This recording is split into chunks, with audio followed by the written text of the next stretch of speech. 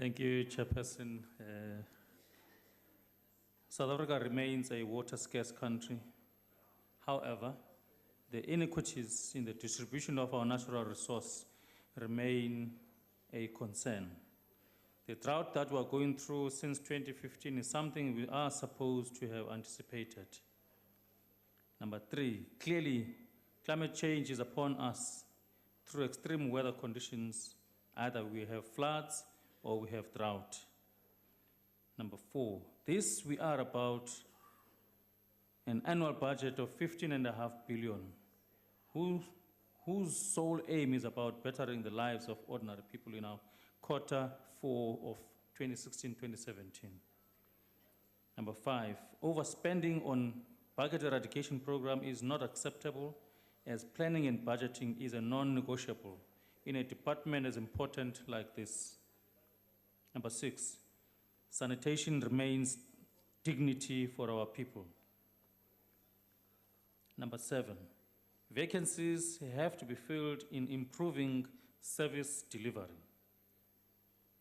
Number 8, water trading entity overdraft of 2.9 billion rand must never be repeated, as it remains an illegal act committed, an act that demonstrates lack of management and planning.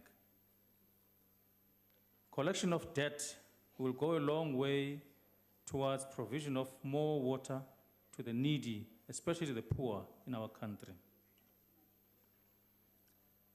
We are informed of, in the same quarter number 1 of 2017-2018, of suspension of DDGs in this department, a concern as work has to be done by a team of professionals. The debt by municipalities can only be a reflection of a lack of management by our municipalities. Responding to drought in the haphazard manner in which Cape Town and Western Cape governments have been, it is not acceptable. Once again, it has become a well-known secret that by 1990, Water Research Commission had already predicted that by 2017, Cape Town shall be going through some serious droughts we are experiencing today. As to how Cape Town and Western Cape have been responding to the so-called water crisis by forcing people of Khayelitsha and Heideveld to buy water and be restricted and or penalized, whilst the rich profiteer on sale of our natural resource. As if this is not enough, the scramble for installation of desalination plants continues unabated, all in the name of praying. On a point of order, House Chairperson. Can you take your seat, Honourable Member? Would the, on what point are you rising, Honourable Member? Minister, Honourable, not Minister, Chairperson, ask a question of the committee. Are you ready to take a question, Honourable Chairperson? After I'm done. Thank you. Continue. As to how Cape Town and Western Cape have been responding to the so-called water crisis by forcing the people of Khayelitsha and Manenberg to buy water and be restricted or penalized, whilst the rich profiteer on the sale of our water resource. As if this is not enough, the scramble for installation of desalination plants continues unabated, all in the name of preying on the plight of the poor. To punish the poor by rich and business is an act of criminality, and it is a punishable crime. Once again, doing more with less must be the order of the day.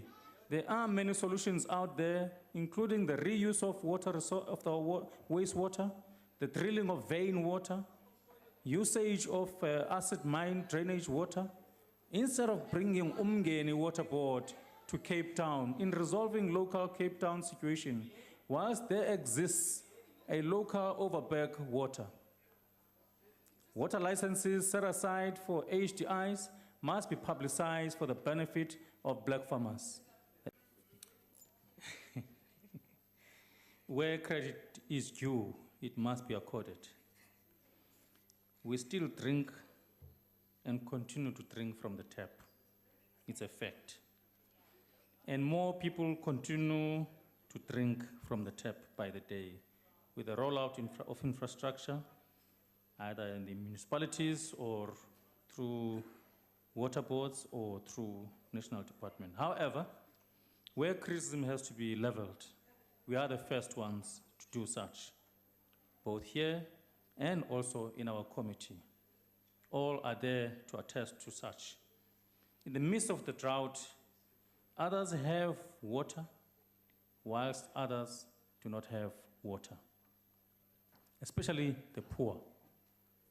They do not have water. They continue to buy water from the rich. And those that are rich, they continue to sprinkle their big yards without any such penalties meted against them. Which raises a question that talks about the ownership of water in our country. In the National Water Act, it says